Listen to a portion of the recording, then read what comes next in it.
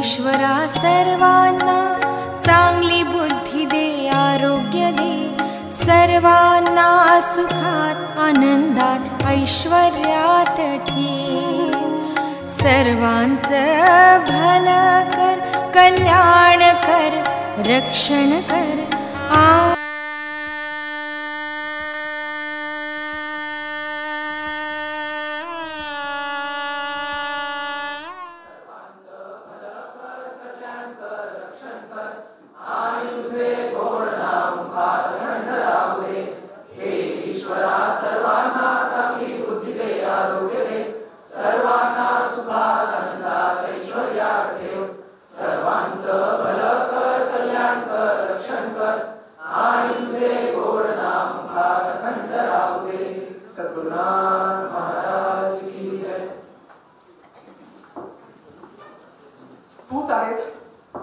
तूच आहेस तुझ्या जीवनाचा शिल्पकार असा दिव्य संदेश देणारे, तसेच हे जग सुखी व्हावे व हिंदुस्थान हे राष्ट्र सर्वांगाने सर्व राष्ट्रांच्या पुढे प्रगती पथावर जावे असा दिव्य संकल्प देणारे जीवन विद्या मिशनचे महान शिल्पकार, विश्वसंत, नामयोगी, अलौकिक युगपुरुष, विद्वानांचे विद्वान, संतांचे संत, विचारवंतांचे विचारवंत, and ultimate intellectual giant and ultimate exemplar Sadguru Shri Vamanrao पै यांना मनापासून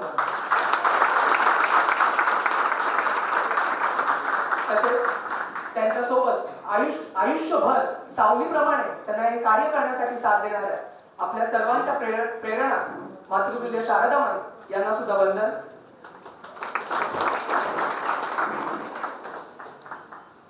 आज आपण इथे सर्व युवा जमलेले आहोत. तुमचंही मनापासून स्वागत. तसेच इथे काही मंडळी, महत्वाच्या मंडळी जमलेले आहेत, त्यांचं सुद्धा मी स्वागत करतो. आपले आजचे जे मान्यवर व्याख्याते आहेत, आदरणीय श्री ढगे साहेब, तसेच आपले आदरणीय श्री पांडुरंग गोरे साहेब, त्याचसोबत आपला गिरीशदादा कळव जीवन विद्या मिशनचे खजिनदार विश्वस्त, त्याचसोबत श्री राजन कळमकर साहेब म्हणजे जीवन विद्या मिशनचे माजी विश्वस्त आणि सचिव, यांचं सुद्धा मनापासून स्वागत. मी आजचे आपले प्रमुख व्याख्याते आदरणीय श्री ढगे साहेब आणि श्री गोरे साहेब यांना विनंती करतो की त्यांनी स्टेजवरती यावं.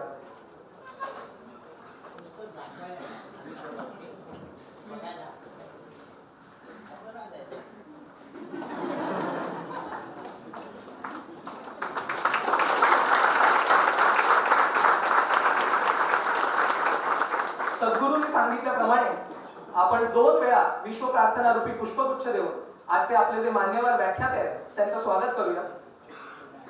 विश्व प्रार्थना. सद्गुरुनाथ महाराज की जय. हे ईश्वरा सर्वांना चांगली बुद्धी दे, आरोग्य दे, सर्वांना सुखात आनंदात ऐश्वर्यात ठेव, सर्वांचं भलं कर, कल्याण कर, रक्षण कर, आणि तुझे गोड नाम मुखात अखंड राहू दे. हे ईश्वरा सर्वांना चांगली बुद्धी दे, आरोग्य दे, सर्वांना सुखात आनंदात ऐश्वर्यात ठेव, सर्वांचं भलं कर, कल्याण कर, रक्षण कर, आणि तुझे गोड नाम मुखात अखंड राहू दे. सद्गुरुनाथ महाराज की जय. मी दोघांनाही विनंती करतो की त्यांनी खाली जाऊन असं exemplar is someone, he is the epitome of the person of the examples he sets. म्हणजे त्या पर्टिक्युलर व्यक्तीने जे एक्झाम्पल सेट केलेले आहे त्याच्यामधलं ते अल्टिमेट आणि एपिटोमी असं उदाहरण. म्हणजे महाराजांनी वय वर्ष 24 साल 1946 साली हे जग सुखी व्हावं आणि हिंदुस्थान राष्ट्र सर्वार्थाने सर्व राष्ट्रांच्या पुढे जावं आणि लोकांचं भलं आणि कल्याण व्हावं हे व्रत अगदी ऐन उमेदीच्या म्हणजे अगदी युवा एज मध्ये जे व्रत त्यांनी घेतलं त्याच्यानुसार त्यांनी अनेक एक्झाम्पल सेट केले. महाराज असं सांगतात, मी जे कष्ट घेतले, मी जे मेहनत केली, माझा जो अभ्यास आहे ही एक मोठी तपश्चर्या आहे आणि मी जो अभ्यास केलाय, मी जे कष्ट घेतले याची कल्पना माझ्याशिवाय कोणालाच नाही. सद्गुरू त्याहून पुढे जाऊन सांगतात, माझ्या घरातल्या लोकांना सुद्धा माहिती नाही की मी किती अभ्यास केला. तर असे हे महाराजांचे पराकोटीचे कष्ट, पराकोटीची मेहनत आणि सद्गुरूंची तळमळ. महाराजांचं एक वाक्य आहे की साक्षात जर ब्रह्मदेव सुद्धा आला तरी सुद्धा तो सद्गुरूचं अंतःकरण आणि सद्गुरूंची जी तळमळ आहे नामधारकांविषयी त्याच्याविषयी तो सांगू शकत नाही.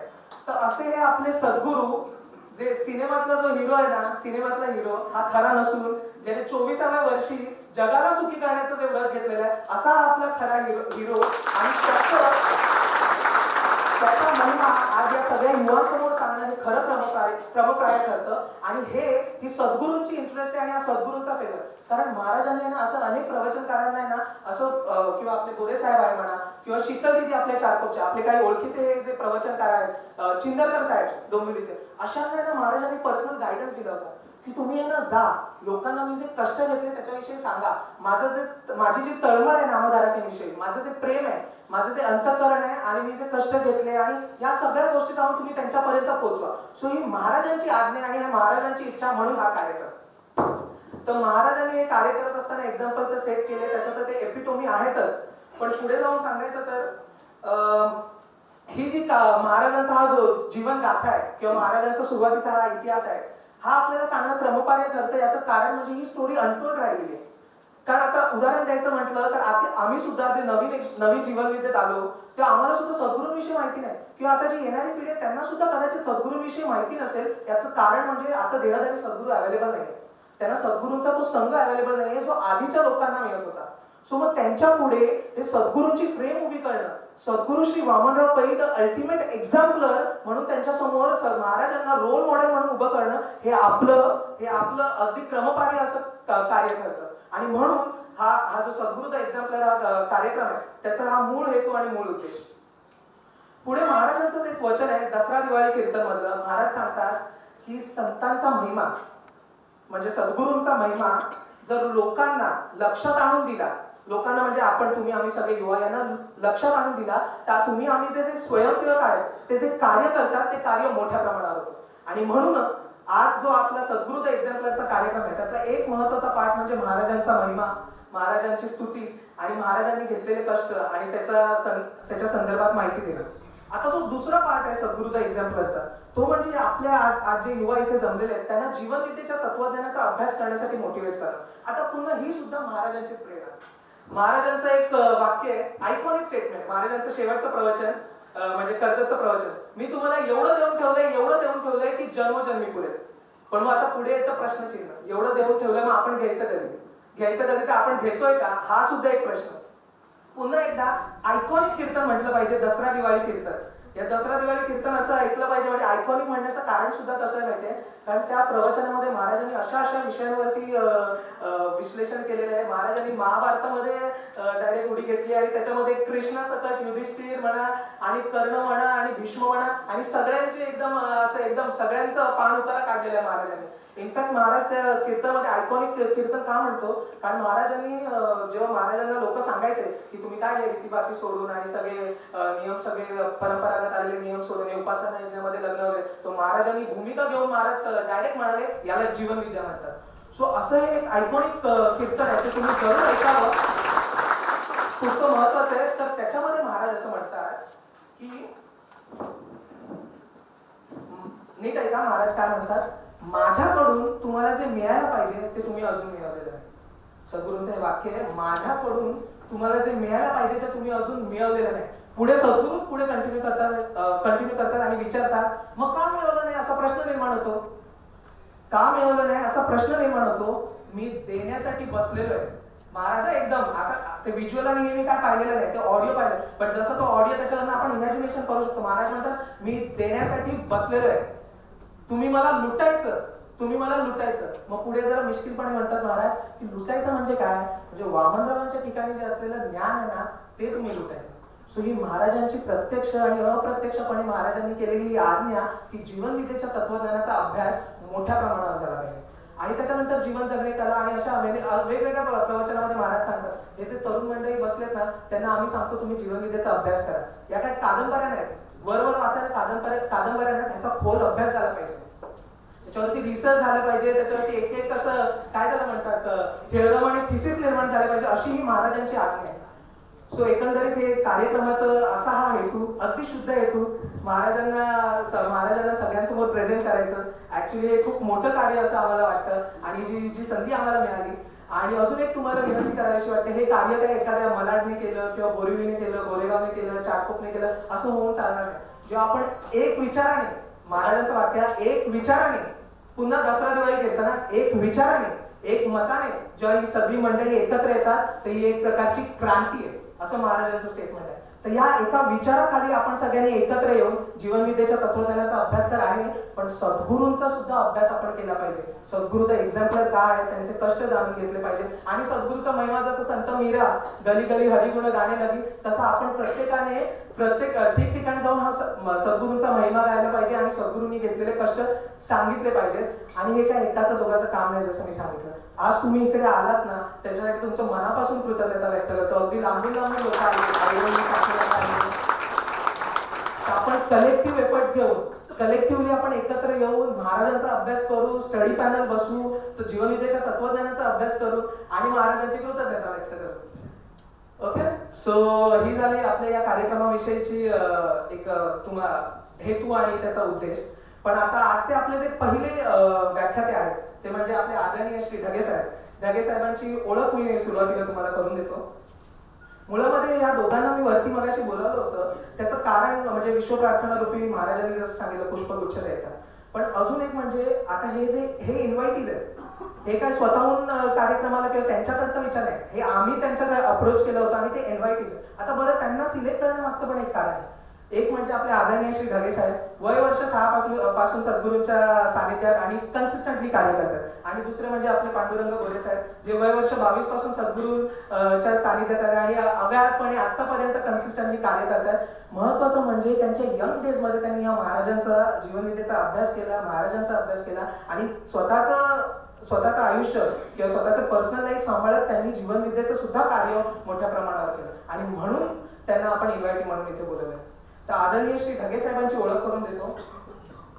Ashadeep Laxmikant Dhage, BSc honours, diploma in prosthetic and orthotic engineering plus LLB, ISPO म्हणजे international society of prosthetics and orthotics डेन्मार्कचे ते फॅकल्टी मेंबर आहेत आणि अजून सुद्धा ते फॅकल्टी मेंबर आहेत तिकडचे. त्याचबरोबर ICIB न्यूयॉर्क तिकडचे सुद्धा ते फॅकल्टी मेंबर आहेत. Panel of ISI surgical and medical section चे कमिटी मेंबर आहेत. म्हणजे संपूर्ण भारतातून 10 जणांची कमिटी बसवली जाते न्यू दिल्लीला. जसं आपलं ते ISO किंवा ISI स्टँडर्डायझेशन केलं जातं प्रत्येक गोष्टीमध्ये, तर मेडिकल सेक्शनचं जे स्टँडर्डायझेशन केलं जातं ते यांच्या कमिटीद्वारे होतं. सो ते कमिटी मेंबर आहेत. त्यानंतर पेशाने ते ऑर्थोटिक आणि प्रोस्थेटिक इंजिनियर तर आहेतच, तसेच जे रॉस या कंपनीचे ते मालक आहेत. आता हे झालं त्यांची पर्सनल आयुष्याची ओळख. पण आता जीवनविद्येशी त्यांचा संघ आणि महाराजांबरोबरची ओळख त्यांची करून द्यायची म्हणजे अगदी वयाच्या 6व्या वर्षापासून महाराजांच्या संगतीत. आई वडील 1952 साली म्हणजे महाराजांनी सुरुवात केली होती तेव्हापासून जीवनविद्येत आहेत. इनफॅक्ट महाराज, आता हे मी फार जबाबदारीने म्हणतो, इनफॅक्ट महाराज स्वतः त्यांच्या घरी गेले होते आणि महाराज त्यांच्या वडिलांचे म्हणजे ढगे काकांच्या वडिलांचे म्हणजे लक्ष्मीकांत ढगेंचे मित्र सुद्धा होते, कारण त्यांचे पत्रव्यवहार चालायचे आणि महाराजांनी पहिला मैत्रीचं पाऊल टाकलं त्यांच्याजवळ. त्याच्यानंतर त्यांचे पत्रव्यवहार चालायचे, फोनवरनं वार्ताहर व्हायचं त्यांचं.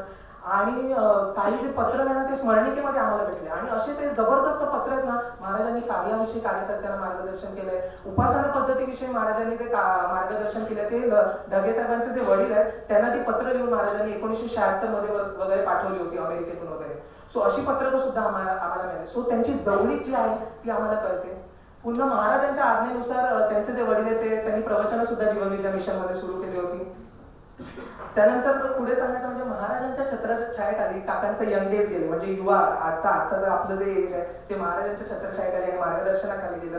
पुढे वयाच्या 35व्या वर्षी महाराजांना विचारून त्यांनी ऑल इंडिया इन्स्टिट्यूट मधून त्यांची डिग्री कंप्लीट केली.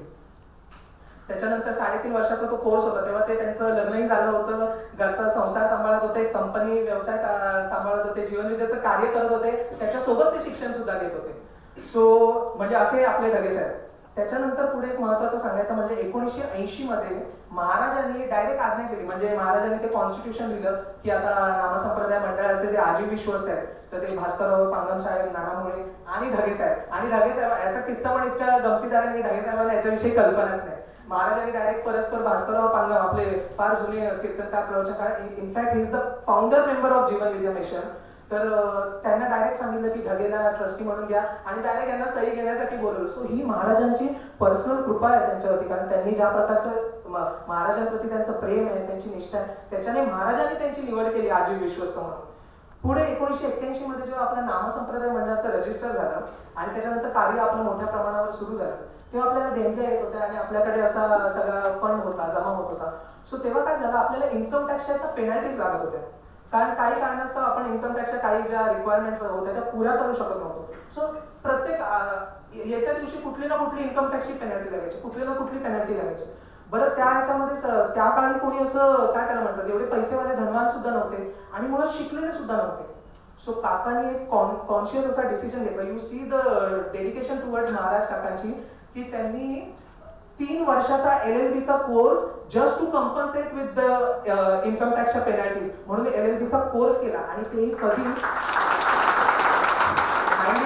फ्रेंड्स, ते पण कधी जेव्हा त्यांचा संसार चालू होता, मुली शिकत होत्या, त्यांचा व्यवसाय स्वतःचा होता, जीवनविद्येचं कार्य सांभाळत होते, तरी तेव्हा त्यांनी हा LLB चा कॉलेजमध्ये, गव्हर्नमेंट लॉ कॉलेजमध्ये जाऊन त्यांनी हे शिक्षण घेतलं. फार कठीण गोष्ट आहे. आणि त्याच्यामध्ये गमतीदार असं पुढे किस्सा आहे की ते 2nd या 3rd इयरमध्ये काहीतरी ते कमी मार्कामुळे नापास आहे. त्यांनी महाराजांकडे गेले आणि महाराजांना विचारलं की महाराज असं असं झालं म्हणून, तर महाराज असले म्हणून. सो ह्यांनी काय केलं की आता आपल्याला जसं रिइव्हॅल्युएशन असतं तसं त्यांनी ते रिइव्हॅल्युएशनला टाकलं. पण रिइव्हॅल्युएशनचं तुम्हाला माहिती आहे आता सुद्धा किती लेट रिझल्ट, तर तेव्हा पण रिझल्ट लेट लागला. पण ह्यांचं डेडिकेशन टुवर्ड्स महाराज बघा, कारण त्यांना तो अभ्यासक्रम कम्प्लीट करायचा होता, कारण जीवनविद्या मिशनला पेनल्टीज लागत होत्या. सो असं म्हणजे ही खूप कठीण परिस्थिती आहे. एखाद्याने असं सोडलं पण असतं, पण ती त्यांच्यामध्ये जिद्द होती. त्यांनी पुन्हा ती परीक्षा दिली. त्यांनी ती परीक्षा पुन्हा दिली. का? कारण मग पटापट पास होऊन एकदा डिग्री घेतलं आणि तो ऍक्च्युअली ते नॉलेज आपल्याला मिळालं की नक्की इन्कम टॅक्सचं सेक्शन काय, जेणेकरून जीवनविद्या मिशनचा जे कारभार आहे ना तो सुरळीतपणे झाला. तर ही महाराजांप्रती अशी त्यांची निष्ठा आहे. आणि झालं काय, दोन्ही रिझल्ट एकाच वेळेस लागले. रिव्हॅल्युएशनचा पण रिझल्ट लागला आणि पुन्हा परीक्षा दिल्याचा रिझल्ट लागला आणि दोन्हीमध्ये चांगल्या मार्कांनी पास झाले. सांगण्याची गोष्ट म्हणजे महत्वाचा एक पॉईंट म्हणजे त्यांचं डेडिकेशन टुवर्ड्स महाराज आणि जीवनविद्या मिशन, की फक्त ते इन्कम टॅक्सच्या पेनल्टीज लागायच्या. कारण 3000 रुपयाचा फंड आणि 6000 रुपये पेनल्टी लागली. तर ते सरळ गेले कमिशनरकडे तिकडे इन्कम टॅक्सच्या ऑफिसमध्ये आणि सरळ त्यांना म्हणाले की हे काय, आणि तेव्हा ते शिकत होते लॉचं. तर त्यांनी सांगितलं अंडर सेक्शन दिस हे असं कसं तुम्ही करतात. मग तेव्हा आपल्याला एक CA अपॉइंट झाला आणि ते असं सगळं काय ते झालं. सो त्यांचं डेडिकेशन म्हणजे त्यांचं जे निष्ठा जी आहे महाराजांप्रती ती भरपूर आहे. आता या अशा प्रकारच्या निष्ठेवरनं अजून एक गोष्ट सांगायची. आदरणीय ढगे साहेबांच्या ज्या मिसेस आहेत शिल्पाडे, ते तुम्हाला माहितीच आपल्या दीपस्तंभाच्या. सो ते दीपस्तंभाचे संपादिका हे पद सांभाळण्याच्या आधी किंवा ती जबाबदारी घेण्याच्या आधी शी मेड शुअर की त्यांनी 1 वर्षाचा जर्नलिझमचा कोर्स केला. तर त्यांची म्हणजे किती डेडिकेशन आहे त्यांचं कार्याप्रती. आपण युजली काय म्हणतो, हा कार्य करायचं आपण करू असं तसं, पण ते नुसतं नाही, विथ परफेक्शन कसं करायचं ना ते यांच्याकडनं शिकायला मिळतं. सो अशी त्यांचं संपूर्ण फॅमिली. आणि वरून फॅमिलीचं हे सांगायचं म्हणजे त्यांची जी मुलगी आहे त्यांचं जे लग्न झालं म्हणजे जावई, ते म्हणजे आपले प्रदीप तिरे, म्हणजे आपलं जे जीवनविद्या मिशनचं जे ज्ञानपीठ आहे त्याचे जे आर्किटेक्ट आहेत त्यांचे म्हणजे प्रदीप तिरे, त्यांच्यासोबत त्यांच्या मुलीचा विवाह झाला. आणि प्रदीप तिरे इज नातू ऑफ सहदेवराव कदम. सहदेवराव कदम म्हणजे त्यांच्या आपल्यावरती भरपूर उपकार आहेत. महाराजांनी एक प्रवचनच त्यांची कृतज्ञता व्यक्त करण्यासाठी केलं. सो असे सहदेवराव म्हणजे संपूर्ण फॅमिली त्यांची महाराजांची निष्ठा अगदी वाढणारी आहे. आणि पुढे 2 मिनिटांमध्ये त्यांचे ओळख करून सांगता करतो. ते म्हणजे असं की महाराजांना ते लघवीच्या पिशवीचा ते हे करत होते, जो त्रास होत होता, तर त्याचं कॅथेटर असायचं, ते पोटातून त्याचं हे असायचं. मग त्याचं जे कनेक्शन आहे ना काही डिफाईनेड पिरियड नंतर चेंज करायला लागतं. तर सलग 14 वर्ष ढगे साहेबांनी पर्सनली ते कनेक्शन चेंज करायचं काम केलं. So you see the dedication. पुढे जाऊन जेव्हा अमेरिकेवरनं 98ला ते परत आले तेव्हा त्यांनी ऑफकोर्स सक्सेसफुल होते आणि सगळं म्हणजे लोक सुद्धा ओळखत होती. तर BT स्टेशनला एव्हरी इव्हनिंगला ते जाऊन उभे राहायचे आणि महाराजांचे ग्रंथ घेऊन ग्रंथदिंडी करायचे. सलग 2 वर्ष त्यांनी या ग्रंथदिंडी करण्याचा कार्यक्रम केला. त्याच्या पुढे जाऊन सांगायचं तर एक छोटासा किस्सा सांगतो. तो म्हणजे महाराज एकदा यांना म्हटले, ढगे ये मी तुला ते अनुग्रह द्यायची परवानगी देतो. आता इथे खूप महत्वाचं आहे, आता सद्गुरू प्रति संपूर्ण शरणागती कशी ती बघा. की महाराज म्हणाले, ढगे ये मी तुला ते अनुग्रह देण्याची परवानगी देतो. आणि मग हे तर अहो पण महाराज मला कशाला, मी तर नेहमी तुमच्या सोबतच असतो. ढगे साहेब त्यांच्या स्टाईलमध्ये, महाराज मी तर तुमच्या सोबतच असतो, मग तुम्ही समोर असताना मी कसा अनुग्रह देणार, ते पटतं का असं. तर महाराज पण म्हणा हा अरे बरोबर.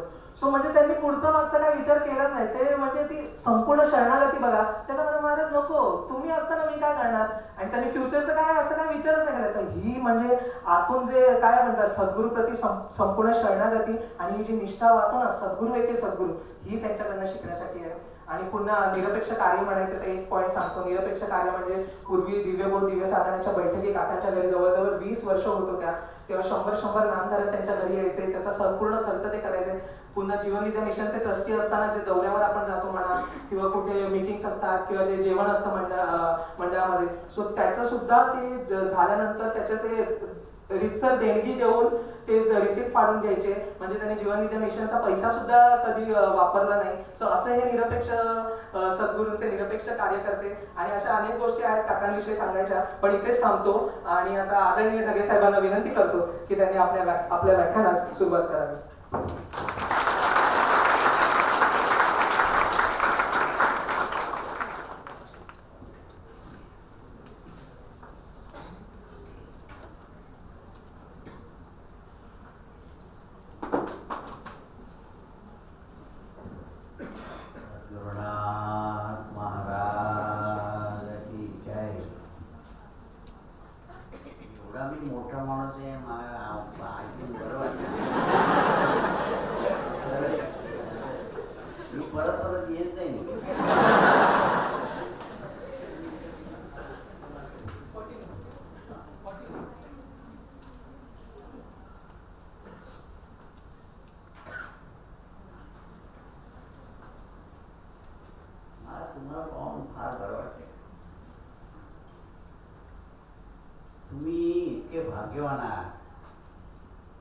तुमचं दर्शन घ्यायला मी इथे आलो.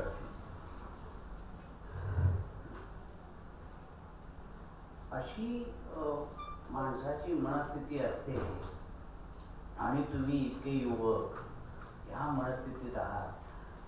कदाचित तुम्हाला कल्पना नसेल मागल्या जन्मी तुम्ही काय पुण्य केले, त्याशिवाय तुम्ही इथे येऊ शकणार नाही. आता ह्याच्यातच नुसतं थांबून चालायचं नाही आहे, कारण जीवन हे फार ब्युटिफुल आहे. The life is beautiful and wonderful. You are not going to make it. आणि हे जेव्हा महाराजांना पूर्वी कळलं, life is beautiful, and then he realize हे आपण ब्युटिफुल करू शकतो. म्हणून त्याने ते लिहिलं, तूच आहेस तुझ्या जीवनाचा शिल्पकार.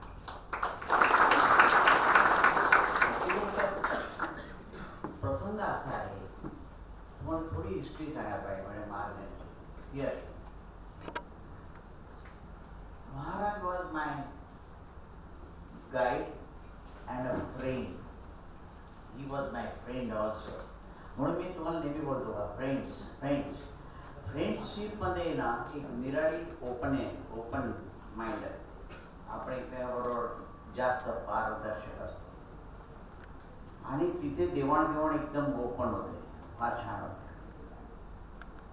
Maharaj was something like a wonderful person and the exemplar म्हणून बोलले. रिअली इट इज ट्रू, करायचं.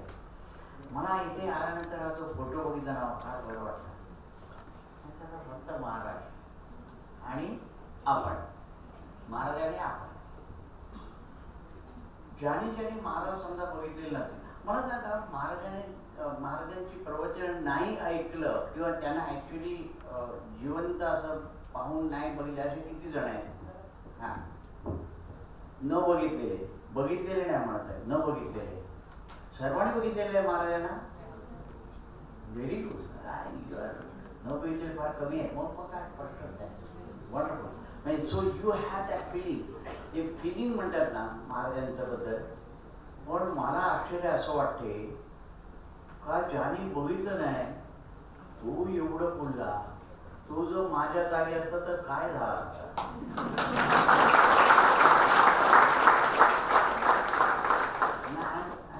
म्हणजे मला माझं जरा कमीपणा लक्षात येतं.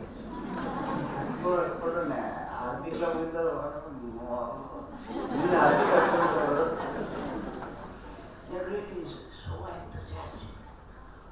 bubbling, he's bubbling.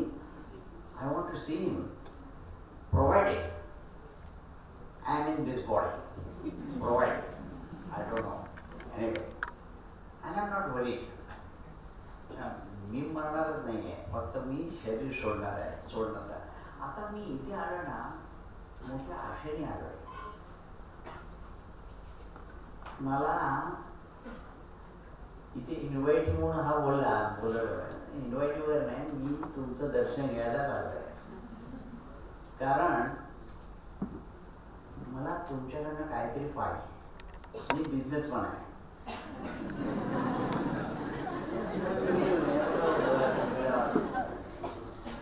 त्याला काहीतरी पाहिजे.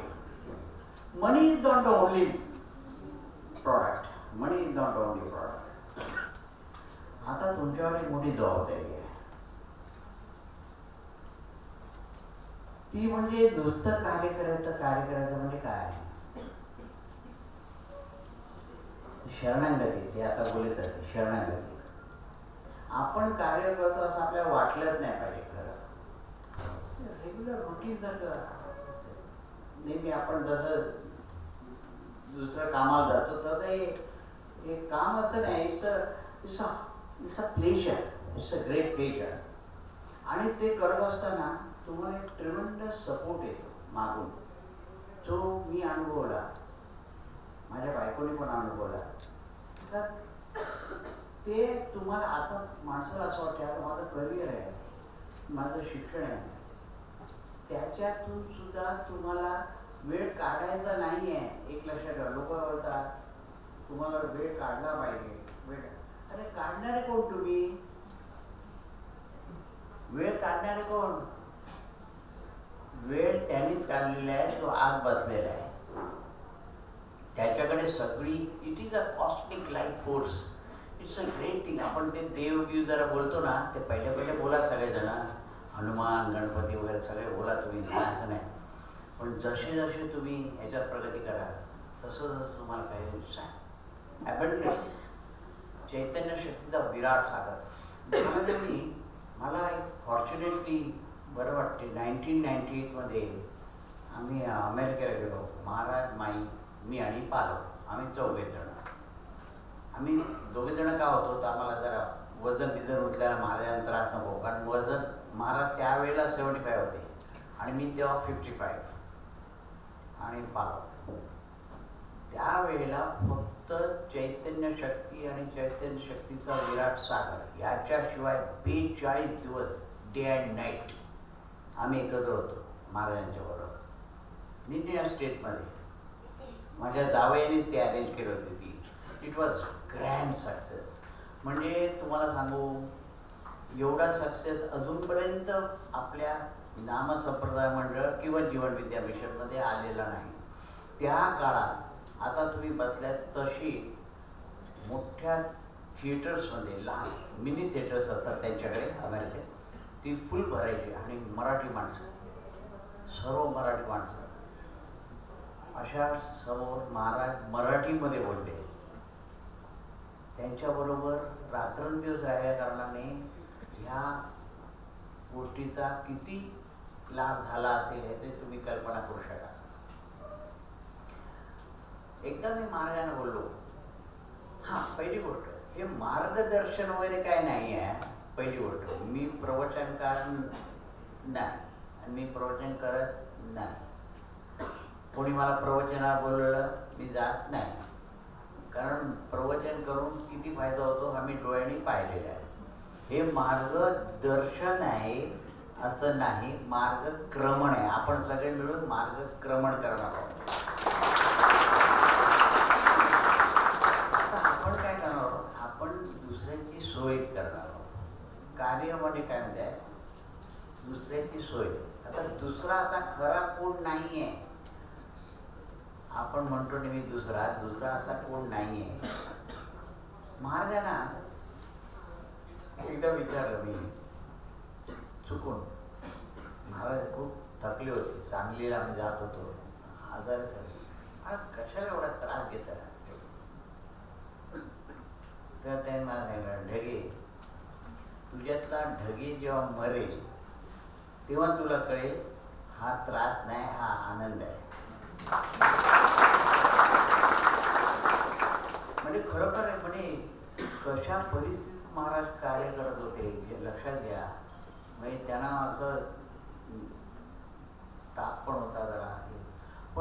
स्टेजवर गेले का वेगळे असायचे, तिकडून आले का वेगळे असायचे.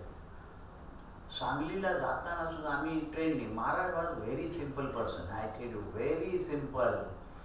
आयुष्यात मी इतका साधा माणूस आणि ज्ञानी. साधे माणसं काय सगळेच आहेत, पण ज्ञानी म्हणजे अमा ज्ञानी हो. म्हणजे काय ज्ञानाची परिसीमा नाही. ज्या वेळेला तुम्ही त्याच्यात अजून जाल ना, महाराजांनी सांगितलं ना, आता हा बोलला फार महत्वाचा आहे, हा मोठा पंडित आहे, पुढे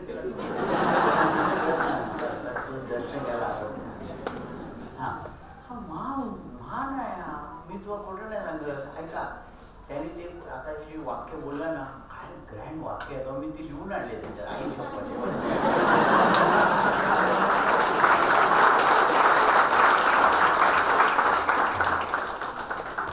तिथे असा लावलाच असताना बरं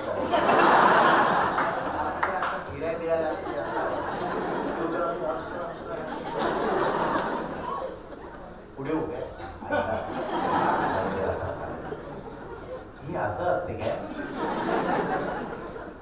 बरोबर आहे ना. आता तुम्हाला ऐकू येते ना, आलं तर लगेच हात वर करा, मी बरोबर करेन.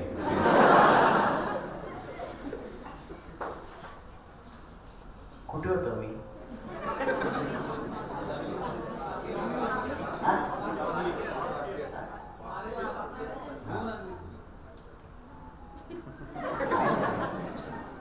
मी हार्दिक मध्ये जातो, कधी कधी इकडे येतो. पण हार्दिक ते सांगितले आहे त्याच्यात लिहिले आहे का माझ्याकडे भरपूर आहे, मला लुटा. काय माझं त्या खरं सांगू का, actually what our job is, I tell you, very first class. Receptor आहे ना, रिसेप्टर तो पॉवरफुल पाहिजे. आपण म्हणजे जे आपण आहोत ना, ते रिसेप्टर, आपली रिसिव्हिंग कपॅसिटी आहे ना, ती खूप पाहिजे. म्हणजे काय, त्या धबधबा आहे, धबधबा, आणि तो आपल्याला त्याच्यातून थोडं पाणी पकडायचं आहे. आपण समजा असं असं पडल्यानंतर सगळं स्पिल ऑफ होते, सगळं स्पिल ऑफ होते. बघा ना, तुम्ही धरलं असं सगळं पडते. ती जी धरण्याची धारणा आहे ना, धारणा ती वाढवली पाहिजे, ती वाढवली पाहिजे. ती कशी वाढते? सद्गुरु शरणागती याचा अर्थ काय, ह्याचा विचार करता, प्रत्येकाने विचार करायचा, चिंतन. आणि जसं जसं तुम्ही चिंतनात हुशार व्हाल ना, तसे तसे तुमच्या अभ्यासात सुद्धा तुम्ही हुशार होऊ शकता. लक्षात ठेवा, हा वन वे ट्रॅफिक नाही आहे. जसं जसं तुम्ही हे करा, कार्य करायचं म्हणजे काय, जे जे तुम्ही कार्य करण्याचे दिनवेळे हे आहे दालनं, त्यातलं जे दालन तुम्हाला योग्य वाटेल ते तुम्ही करू शकता. फक्त प्रवचन करणं हेच कार्य नाही, किंवा फक्त ग्रंथदिंडीच करणं हे कार्य नाही. निराळे पैलू आहे, सतरंजी घालण्यापासून प्रवचन करण्यापर्यंत जे जे आहे म्हणतं ते सगळं कार्य आहे. आता आपल्याला आपला रिसेप्टिव्हनेस वाढवायचा आहे. शेवटी आपलं लाईफ ब्युटिफुल झालं पाहिजे. आणि ब्युटिफुल लाईफ होण्यासाठी महाराजांनी दिलेलं जे काय तत्त्वज्ञान आहे ते आपल्याला घेतलं पाहिजे. कसं घ्यायचं, नुसतंच वाचन करत राहायला नाही. आपली रिसेप्टिव्ह कॅपॅसिटी वाढवण्यासाठी दोन गोष्टींची फक्त महत्त्वाची गोष्ट आहे. एक म्हणजे संस्कार आणि दुसरं म्हणजे संगती. दोन गोष्टी. आता संस्कार तुम्ही म्हणाल आपल्यावरच कसे करायचे, पॉसिबल आहे, पॉसिबल आहे. संस्कार ही दुसरीच माणसं करतात असं नाही, किंवा आजूबाजूचीच माणसं करतात असं नाही. संस्काराचा पहिला बेसिक जो असेल ना तो thought. Thought it's very important. महाराजांकडनं मी शिकले आहे, माझं स्वतःचं काही नाही हे पहिलं लक्षात ठेवा. माझ्या नावापुढे पहिलं ढ दिलेलं आहे बघा, पण महाराज वॉज एक्झाम्पलर.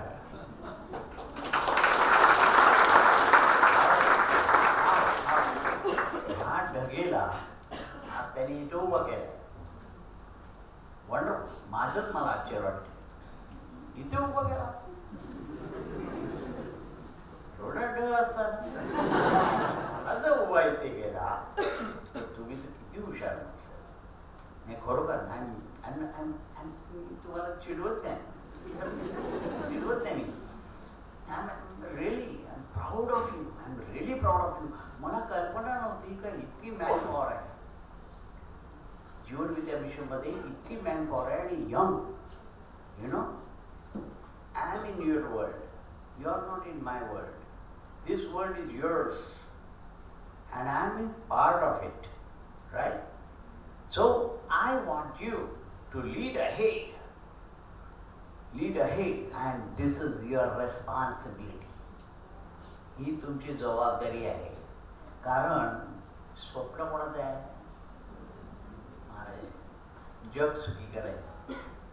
जग सुखी करण्यासाठी महाराजांनी सुंदर एक एक्झाम्पल दिलं. आपण आणि आपल्या आजूबाजूचं कुटुंब याला तुम्ही सुखी करा. फक्त तुम्ही जेव्हा आजूबाजूच्या लोकांना पण सुखी करा, तेव्हा तो सुद्धा त्याचं कुटुंब आणि त्याच्या आजूबाजूच्या लोकांना सुखी करा.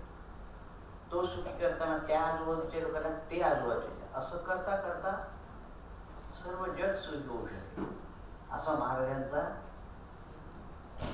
इच्छा आहे आणि तो संकल्प आहे. निश्चित होणार. कारण तुम्हाला सांगतो, आज तुम्ही इकडे आला, मला खरोखर फार आनंद झाला. आम्ही फक्त 30 माणसं होतो 1973 मध्ये त्या हनुमान मंदिरामध्ये.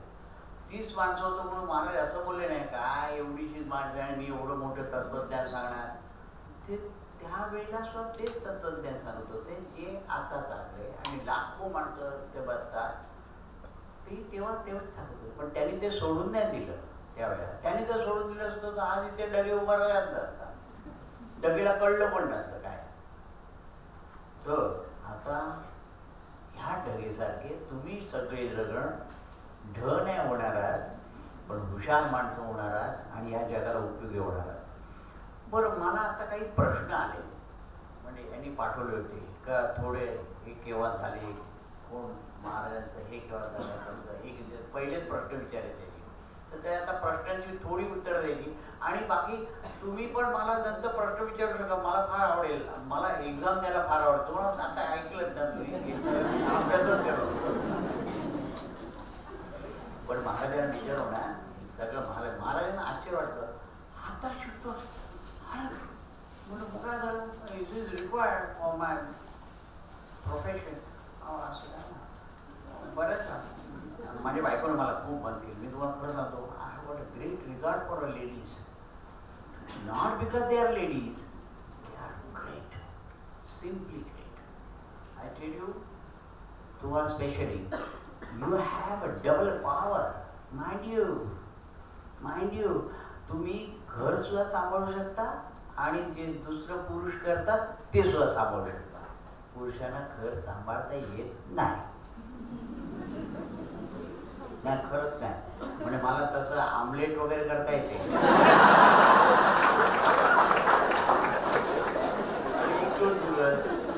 सरळ किती खाणार. पण I really appreciate. Not because of that. तिने मला जेव्हा मला महाराजांबरोबर जायला लागायचं, बऱ्याचदा जायला लागलं. मी ते काय सगळं सांगत नाही बसायचं. पण तो माझा भाग्याचा पॉईंट आहे.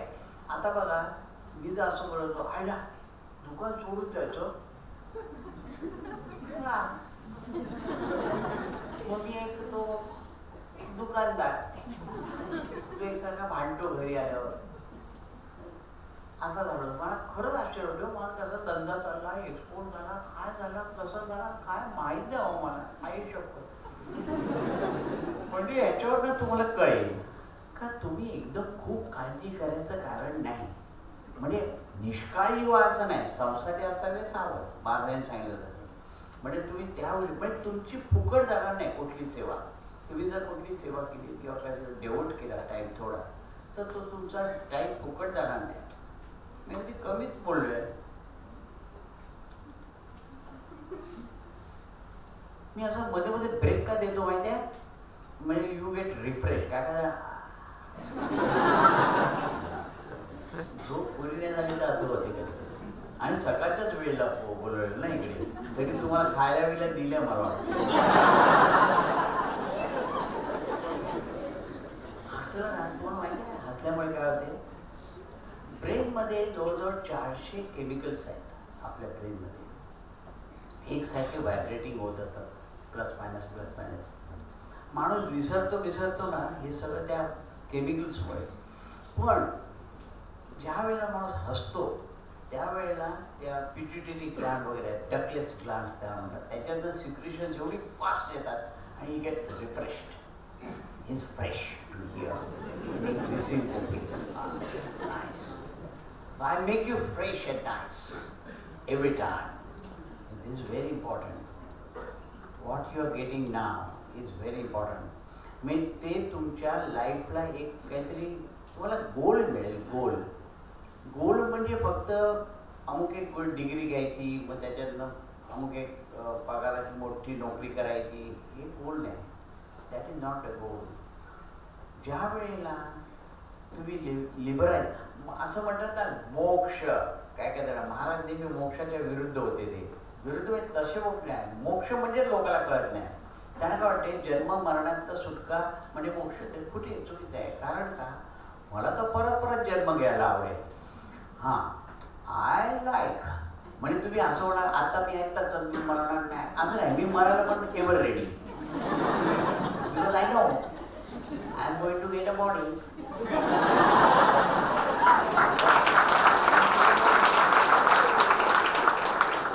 आता तुम्ही विचार करा, जुन्या गाडीमधनं किती मोठी आणि फर्स्ट क्लास असली तरी नवीन गाडी घ्यावीशी वाटते का नाही? वाटते का नाही? Why not new body with a new strength? You understand? म्हणजे इथपर्यंत महाराज आपल्याला नेऊन सोडतात. तुम्ही सगळेजण फर्स्ट क्लास आता जीवनविद्या मिशन चालवू शकाल, राईट? आणि त्या दृष्टीने सुद्धा तुम्ही अभ्यास केला पाहिजे. आणि तो कोणासाठी करायचा? सद्गुरूसाठी करायचा का जीवन विद्येसाठी करायचा का जग सुखी करायला करायचा? हे सगळे एकच आहे. किती गोष्टी एक आहे. सद्गुरू, जीवनविद्या आणि जग सुखी करणे, या सगळ्या गोष्टी एक आहेत.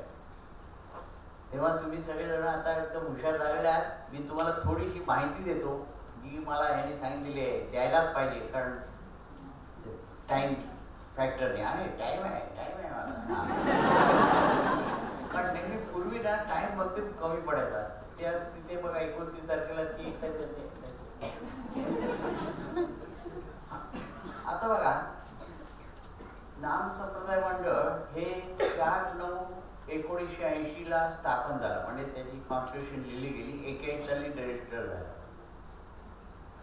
आता काय झालं खरं, संप्रदाय हे जे नाव होतं ना, तर इंदिरा गांधींच्या वेळेला संप्रदायावर फार मोठा हे होता, असा दडपण होतं. संप्रदाय म्हणजे टू बी लुक्ड आफ्टर, म्हणजे ते चांगलं समजलं जात नव्हतं. म्हणजे जसं टेररिझम कसं आता आहे तसं सांप्रदायिकता असं ठरलं जात होतं.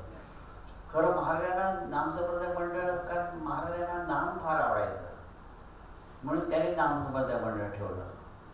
पण नंतर खरं झालं म्हणजे महाराजांच्या बघण्यासारखं आहे तुमच्याकडे अहंभावाचा जरा सुद्धा दर्पण आहे.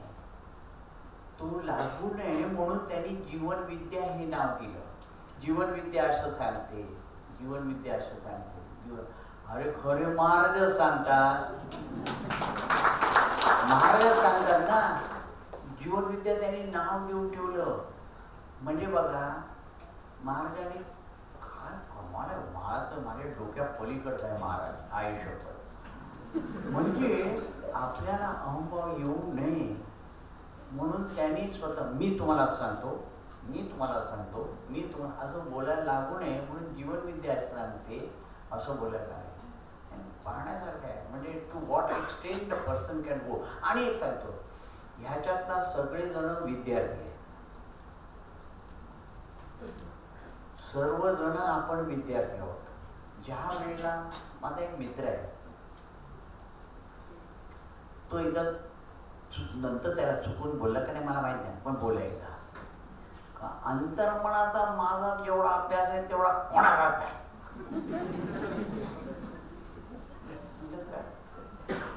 अंतर्मनाचा माझा अभ्यास आहे तेव्हा म्हणाला. परत दुसऱ्यांदा बोलला तो, म्हणून म्हटलं काय असं विचारलं होतं, तरी बोलला. म्हटलं काय पुढल्या वेळेला भेटल्यानंतर म्हटलं हे खरंच तुला असं वाटतं काय रे? तेव्हा तो काय बोलला नाही. तर गप राहिला. त्याने विचार केला असेल, 2-4 दिवसांनी बोललो होतो. म्हटलं तुला माहीत नसतं, ज्ञानेश्वर माऊली म्हणते मी जाहलो जाहलो जो म्हणे तो काहीच नव्हे. तेव्हा मी तुम्हाला काय सांगतो, तुम्हाला पण हळूहळू असं वाटायला लागेल का तुम्हाला जेवढं कळते तसं कोणाला कळत नाही.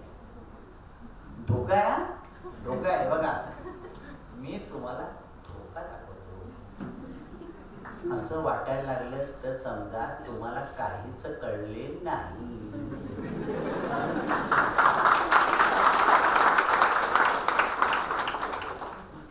त्याच्यात खास कळगे खूप आहे. पहिलं एकदम सोपं आहे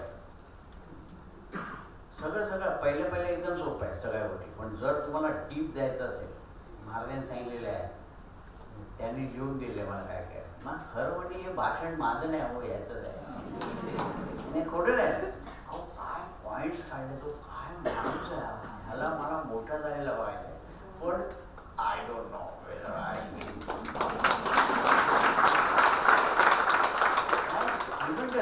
म्हणजे ह्याची जशी कपॅसिटी आहे ना तशी तुमच्या सर्वांची capacity. I am sure about it. I am damn sure that you all are that people. And I want a result from you. I want a result from you. तुमच्यावर फार मोठी जबाबदारी आहे, फार मोठी जबाबदारी आहे. एकदम सिरियस नका हो, घाबरू नका. But you must. तुमच्या हृदयामध्ये मी खुपसलं ते आत, मी जाम झालं पाहिजे. तर तुमच्यावर जबाबदारी आहे. म्हणजे कसं, तुम्ही आता घरी जाल ना तेव्हा जबाबदार माणूस म्हणून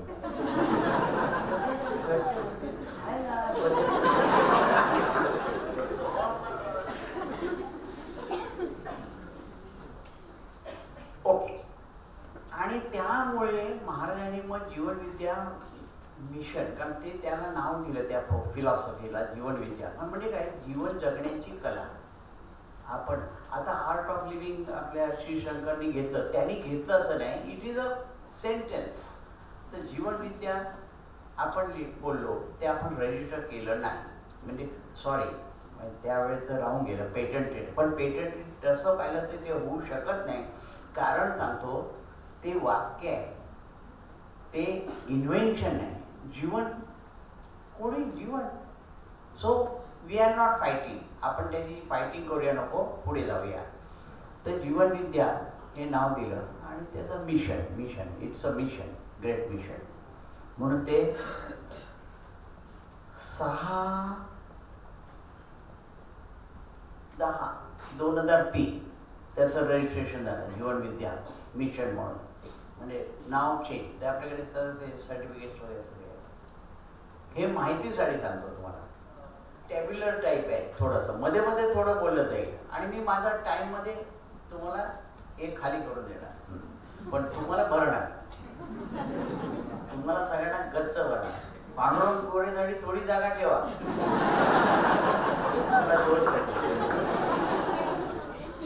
सॉरी आहो आहो बोलतो ना, आम्ही दोस्तच आहे. 1940ला महाराज मॅट्रिक, तेव्हा SSC नव्हतं, मॅट्रिक झालं. 1944ला महाराज BA ऑनर्स झाले. 1946ला एक गंमत झाली. ते म्हणजे श्री रामकृष्ण कामत यांचं नामजपाचे महत्त्व हे पुस्तक त्यांच्या हाती आलं. त्यांनी ते वाचलं आणि he was highly impressed. This is before his marriage, mind you, लग्नापूर्वीच आहे. त्यावेळेला ते नामजपाचे महत्त्व ऐकून इतके प्रभावित झाले आणि त्याने कंबर कसली, बस नाम घ्यायचंच. नामाचा नंददीप असं जे पुस्तक आलेलं आहे ना मध्ये, त्याला स्वामी मुक्तानंदांनी अभिप्राय दिला आहे. त्याच्यात महाराजांना त्यांनी नामयोगी असं म्हटलंय. खरोखरच नामयोगी होते. त्यांनी नामावर खूप अभ्यास केला.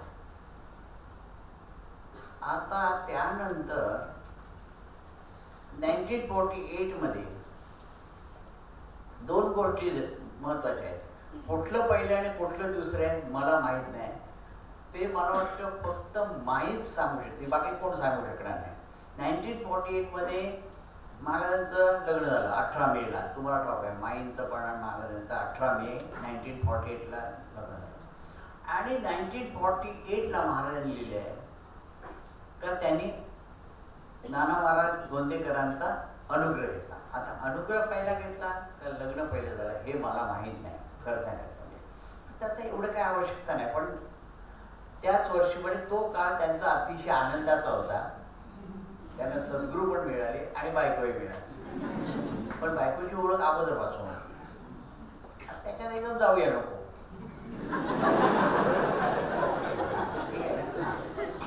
पण महाराज वॉज रसिक. I tell you he was रसिक इन द सेन्स व्हेरी. म्हणजे आता समजा कुठलं गाणं जरी असलं किंवा काय तर he was found of it. म्हणजे त्यांना गायकी पण होती. Maharaj was a good singer. जरी ते खूप बोलल्यामुळे त्यांच्या घसाला जरा हे आलं होतं पण he was a good singer. म्हणजे त्यांना सुंदर ते ताल बिल सगळं कळतं. मला काहीच कळत नाही. मी फक्त असं असं करतो. पण माझा ठेका नाही चुकला ना. टाळामध्ये ठेका नाही चुकणार. लहानपणापासून केलेलं आहे. चुकत नाही ते. ताल वगैरे नाही माहीत असो. आता 48 बघा पुढे 1952 ला असा प्रसंग आला. तो बहुतेक लोकांना माहीत असेल. महाराजांनी बोललेले आहे महाराज का त्यांना अचानक प्रवचन करायला लागलं. स्पिरिच्युअल सेंटर गावदेवी म्हणजे सबनीस म्हणून त्यांचे गुरुबंधू होते. ते अबसेंट असल्या कारणाने महाराजांनी करावं. That was great. I tell you. आता जेव्हा त्या महाराजांनी ते पाहिलं ते प्रवचन केलं त्यावेळेला त्यांना कल्पनाच नव्हती का ते प्रवचन करतात. इतकं सुरेख ते झालं. पण नंतर महाराजांना लक्षात आलं का अरे आपण आपल्या सद्गुरूची ही नाही घेतली काय परवानगी नाही घेतली प्रवचन करायची. म्हणून त्यांना पत्र लिहिलं. आता it's a very important thing. तुमच्या सगळ्या प्रश्नांची उत्तरं द्यायचं. मग त्यांनी पत्र लिहिलं महाराजांना का महाराज तुम्हाला न विचारता मी ते प्रवचन केले आणि ते लोकांना आवडलं. तेव्हा त्यांच्या सद्गुरूंनी त्याला पत्राद्वारे कारण तेव्हा टेलिफोन नव्हते पत्राद्वारे कळवलं का आणि ते त्यांना अहो बोलायचे. नाना महाराज गोंदेकर सगळ्यांना अहो बोलायचे. वामनराव म्हणजे आपल्या शिष्याला कोण अहो नाही बोलतात म्हणजे असे सद्गुरू फार विरळा. पुढचं पण सांगणं महत्त्वाचं आहे. नीट आहे का वामनराव तुम्ही प्रवचन केलं आणि लोकांना आवडलं. आता ह्या पुढे तुम्हाला जेव्हा जेव्हा प्रवचनासाठी बोलवलं जाईल त्या वेळेला तुम्ही त्याचा स्वीकार कराच कराच. म्हणजे ही झाली एक आज्ञा आणि इथे त्यांची सुरू झाली म्हणजे जगाला सुखी करायचं. त्याच्यात पुढे बघा तदनंतर खरं सांगायचं म्हणजे महाराजांना तसा खूप काळ सद्गुरू बरोबर मिळालेला नाही. पण नंतर ते गेले होते सद्गुरूंचे. तेव्हा त्यांनी सांगितलं 9 वाजले रात्रीचे तेवढे अरे जरा पाय चिरता काय चिरतो ना मला बसले पाय. मग माणूस सांगतो ना हा 5 तास असं बोलतो ना. त्यांचे सद्गुरू झोपले. महाराज पाय चेपताय. आता किती जोरात चेपतो ते राहायचं. पण सकाळचे 4 वाजले आणि मग हे नाना महाराज जागे झाले. अरे तुम्ही अजून इकडेच. हो तुम्ही बोलत तुम्ही काय करता इकडे. पाय चेपतो तुम्ही बोलत पाय चेपत. अरे हो असं काय. छान छान त्यांना छान छान बोलायला आवडायचं. कोणाला महाराजांच्या सद्गुरूंना छान छान असं. आणि हल्ली मी पण असं बोलतो छान छान. बरोबर, हा शब्द फार चांगला आहे, छान छान, फार बरं वाटते. म्हणजे महाराजांचा महाराज नाही जावे मी, फक्त शब्द. ऐका, महाराजांनी सांगितलं तेव्हा ते बोलले, ते असं लिहिले ते कौशल्याबाई म्हणे कोण असतील तिकडे काय फार मोठे होणारा, म्हणजे महाराजांवर तेव्हा शिक्कामोर्तब झाली. म्हणजे पहा त्यांची काय लगन आहे. माझ्यासारखा माणूस असता तर काय केलं असतं, जरा जोरात दाबले असते. उठा ना.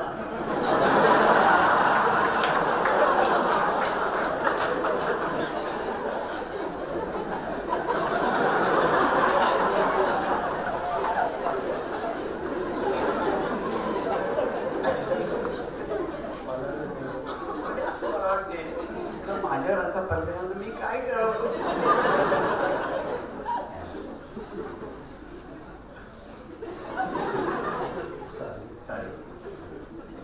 तर आणि तुम्हाला विचारून तर महाराज त्यांनी असं मानलं गेलेलं आहे का तेव्हा ते खरे झोपलेले नव्हते, ते असे उठले का माणूस उठताना हळूहळू उठतो ना तसे नाही उठले. अरे काय करता तुम्ही, म्हणजे ते परीक्षा घेत होते.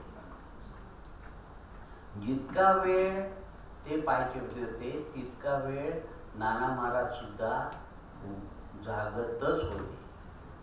हे महाराजांना अभिप्रेत करायचं त्यात लिहिले. ते असे उठले का जणू ते झोपलेच नव्हते. आता ह्याच्यावर सांगतोय माझ्या जीवनात घडलेला. 12 गाड्या म्हणजे एसटी गाड्या, नाम संप्रदाय म्हणलं त्या होतं तेव्हा.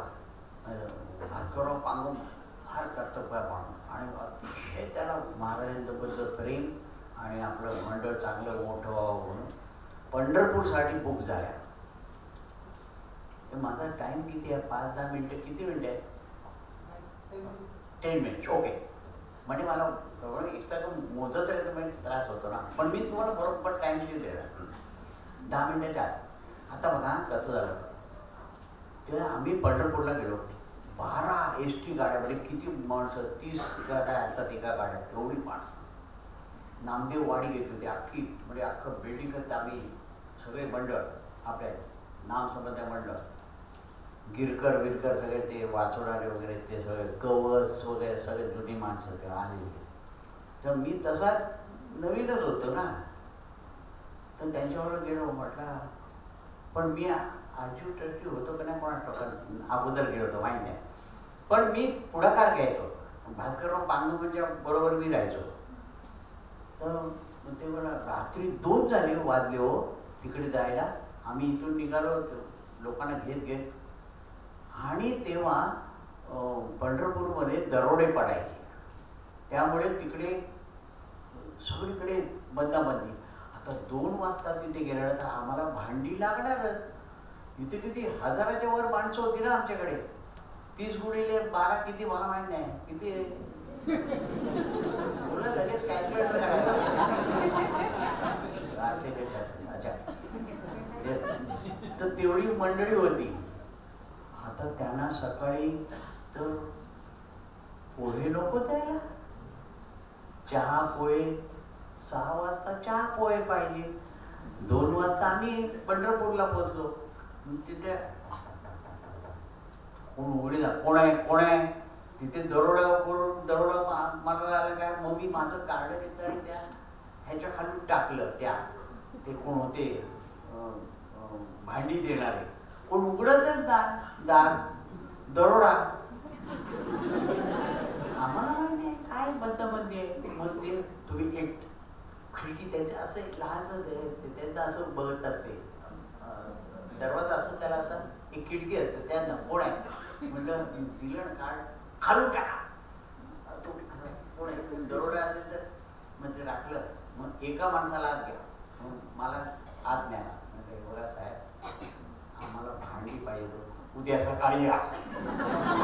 उद्या सकाळी जेवण पाहिजे खायला, ती माणसं आहे. तर ते खरं आहे, पण आता देता येणार नाही. म्हणजे बघा, बाहेर माणसं आहेत ना, सगळी चांगली माणसं आहेत. तुम्ही बघा त्यांचे पहिले चेहरे बघा, या या. आणि मग आपल्याला मस्त माणसं मस्त लागतं ना, भांडी उचलली काय सोपं काम नाही आहे.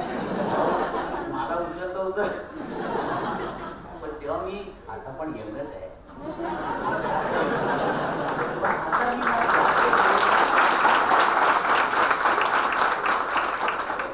आता मी हळूहळू ना जास्त यंग व्हायला लागेल असं. पण आता सांगतो, आता ह्याच्या पुढचं फार महत्वाचं आहे. झालं 2-2.5 वगैरे झाले, आम्हाला ती भांडी बिंडी मिळाली, सगळं झालं, प्रॉब्लेम वॉज सॉल्व्ड. आमच्याकडे ना महाराज वॉज सो सिम्पल. पहिल्यांदा आम्ही, कारण अजून दिली गेली नव्हती कुठली खोली काय असेल, तर आम्ही एकत्र सगळे झोपायचे असे. तर महाराज असे कॉटवर होते आणि मी म्हटलं माझी कुठे जागा काय. मी गेल्यानंतर कळलं ना, मला काय माहीत नाही कुठे झोपायचं. महाराजांची झोप, महाराजांची कॉट होती अशी आणि ते खाली एक थोडीशी जागा होती, तिथे टाकलं होतं काहीतरी, त्याच्यावर झोपतं. आंबट कुठेही झोपायला तयार. मी जाऊन तिथे पडलो आणि वरून आवाज आला, आलाच Dhage. Mind you, Maharaj was waiting for me. How is it, म्हणजे कसं माणसाला फील होईल. मला तेव्हा रडायला आलं, खूप रडायला. म्हणजे काय, आपले सद्गुरू आपली वाट बघतायत. नंतर एखादं काम मस्त झोपला असता, तो डगे करेल काम सगळं. He used to take care of everyone.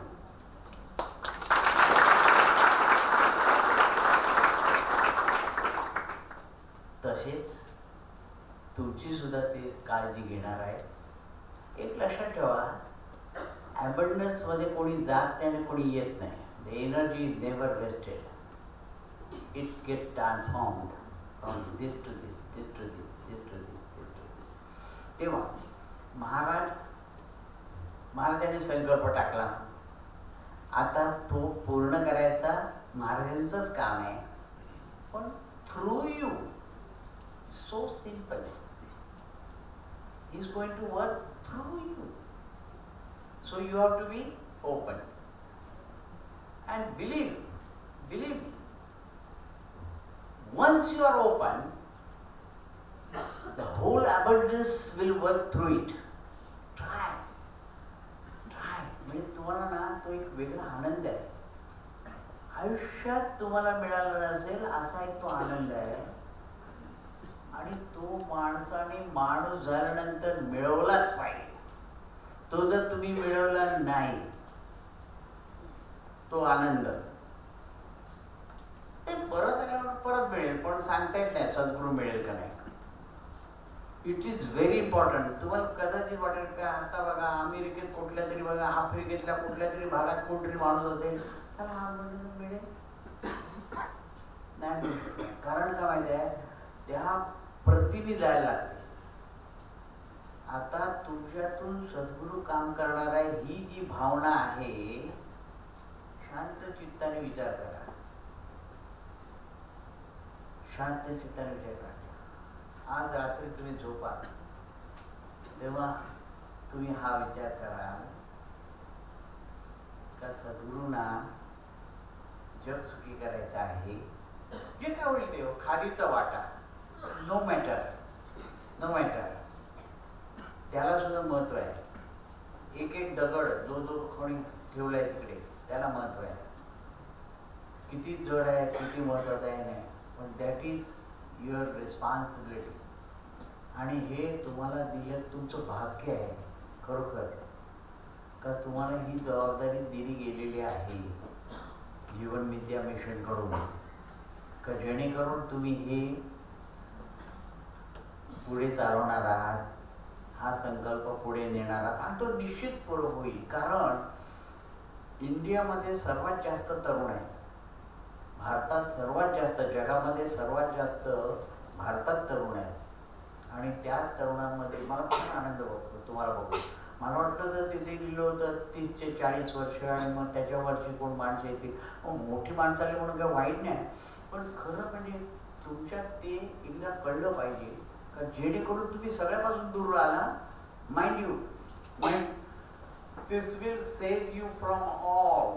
म्हणजे व्हायसिस वगैरे जे असतात ना, व्यसनं हे वगैरे, त्याच्यापासून तुम्ही दूर राहाल. कारण का त्या व्यसनांनी जे काही अशी काय येते काय त्या म्हणतात नशा बिशा, मला माहीत नाही, सॉरी, पण त्या नशेच्या पलीकडची इथे नशा आहे आणि ती आनंद नशा एकदम मस्त. तुम्ही एकदम आनंदात राहा आणि तुम्हाला काय कमीच नाही पडत.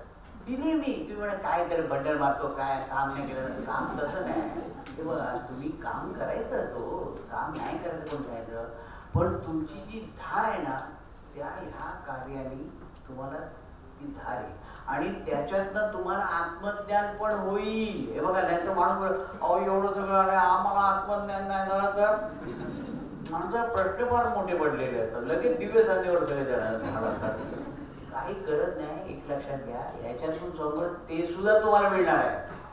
कारण आता काय मी बोललो, सद्गुरू तुमच्या थ्रू काम करणार आहे. एवढी जरी तुम्हाला चुडचुड लागली ना, म्हणजे तिथे ठिणगी पडली आहे.